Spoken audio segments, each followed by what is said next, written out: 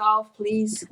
Okay, so I wanted to work on a couple of equations before we continue. So here's one. 3x plus 7 equals 3 times x plus 1. We are asked to solve this equation. Can anyone tell us what would be the next step?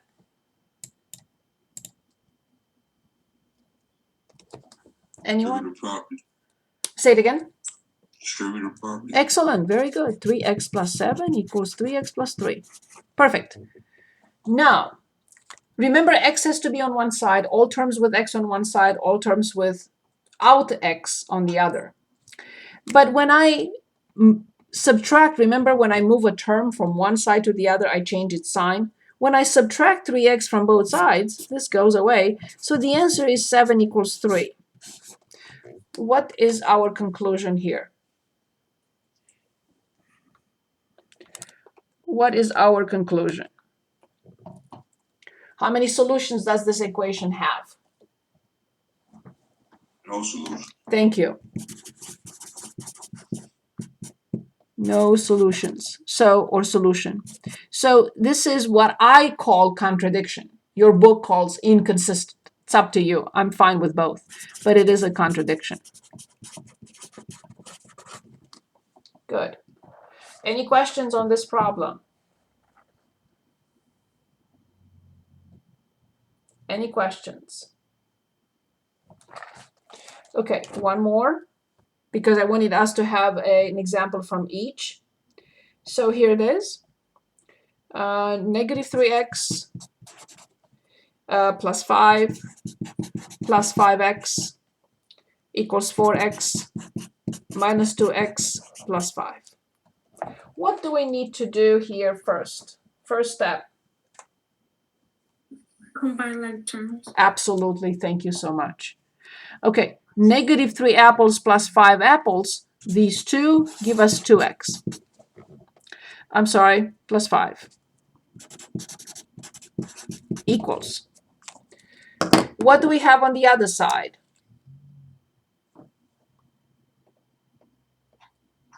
Four minus two.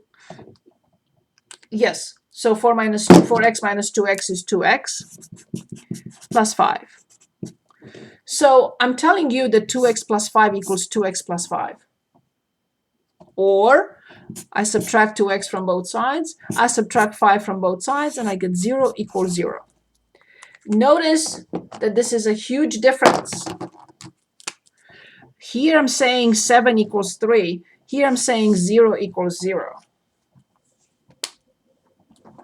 Here I'm saying there is no solution. What am I really saying now? Infinity. Yes, infinitely many solutions. Solutions. Infinitely many solutions. So this is called an identity. What does it mean? The left-hand side is identical with the right-hand side. Identity. Identities have all real numbers as solutions. Contradictions, no solutions. Conditional, one solution. Any questions? Conditional can have one solution or two or three, but finite. Finite, not infinite. Okay, anything else? Okay, before we move on, I would like to continue with a factoring strategy and everything. I would like to discuss this 1.1. 1.1 section. Okay, so select the answer that best completes the given statement. An equation in this format with a not equals 0, such as 3x plus 17 equals 0, is called? Say it again. Yes, yes, but before we decide, let's look at what they want. Linear, equivalent, inconsistent, and simple. You said linear. In one variable. I agree. Moving on. Question 2. Don't let me move on if you have questions, please. Select the correct choice that completes the sentence below. In solving an equation, if you eliminate the variable and obtain a false statement, such as 2 equals 5, the equation is called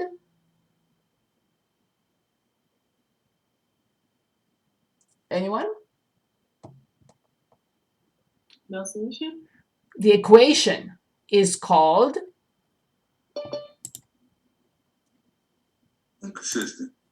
yes, they prefer the word inconsistent. Contradict. Okay. Contradictions.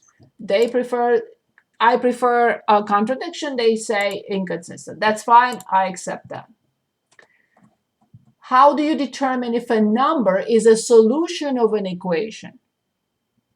If a number is substituted back and it results in a false statement. Is this correct?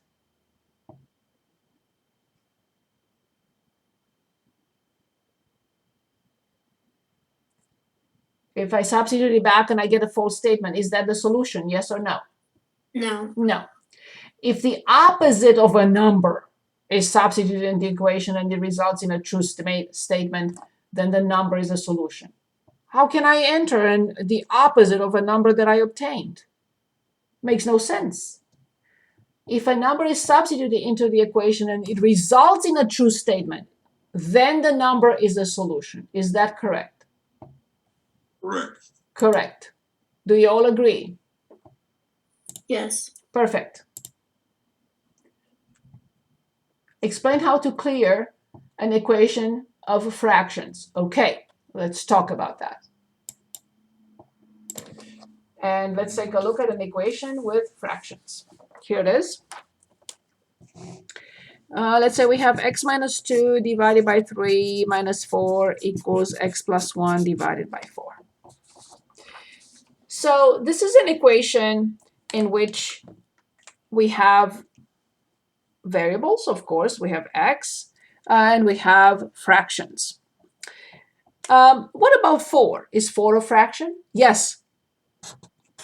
Even 4 is a fraction. Anything can be written as a fraction. Okay?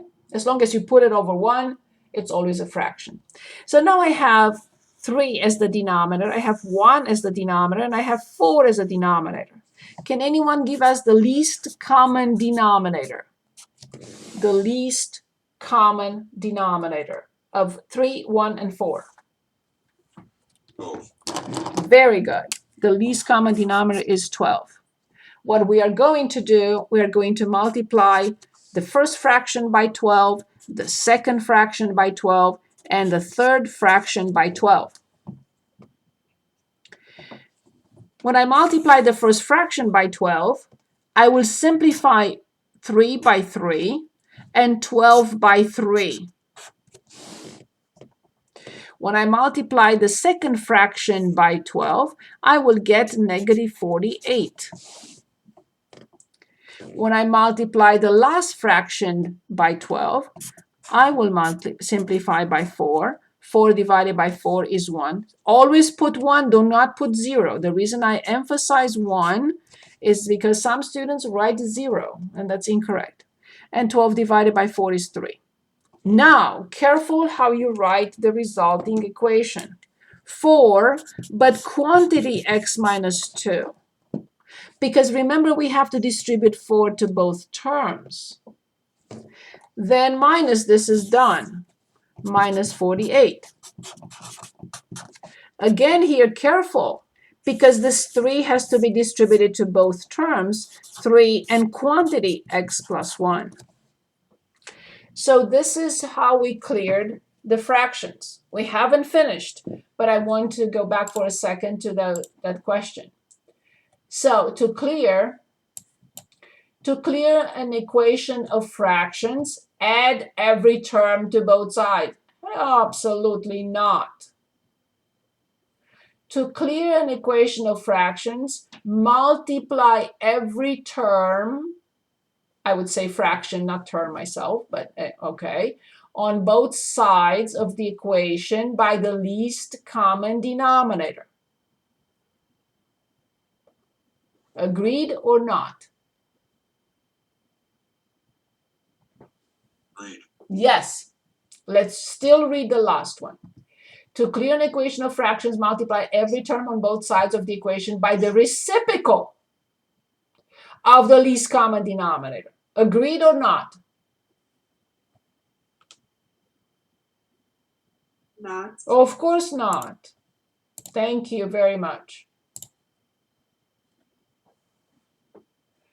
What is a conditional equation? Give an example. An equation that is true for all real numbers. No, no, no. A conditional equation is an equation that is not true for is not true for even one real number. No, no, no. An equation that is not an identity, but that is true for at least one real number is called a conditional equation.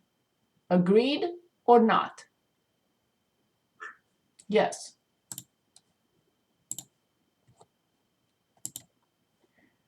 Can you tell me whether you have other questions from this assignment?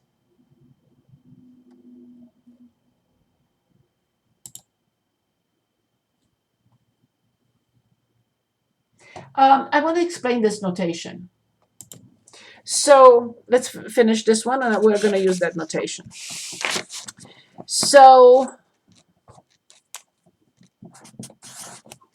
we distribute 4x minus 8 minus 48 equals 3x plus 3. Do we agree with this step? Yes. Perfect. Now we can byline terms on the left-hand side.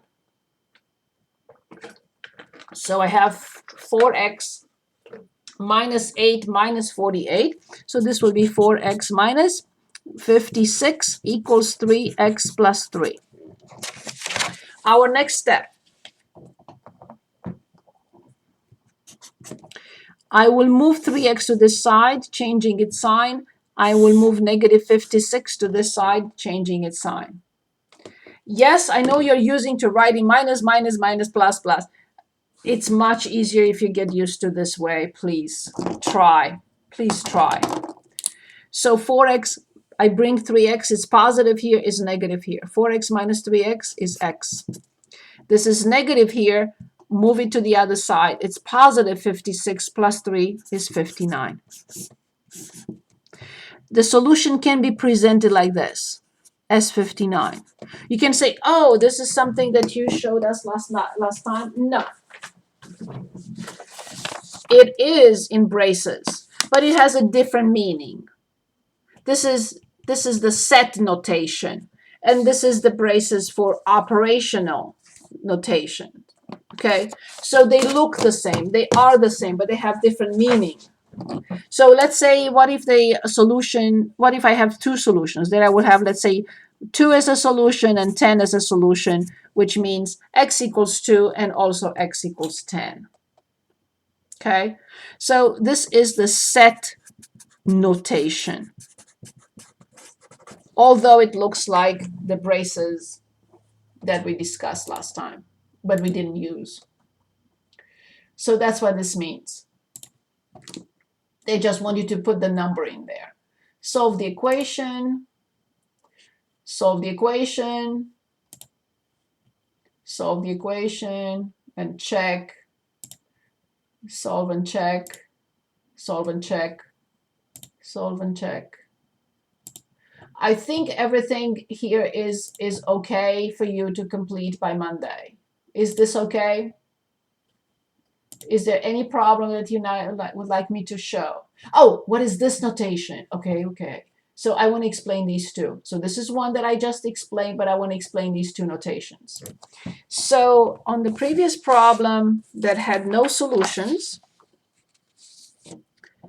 we either write no solutions or we write this Greek letter phi.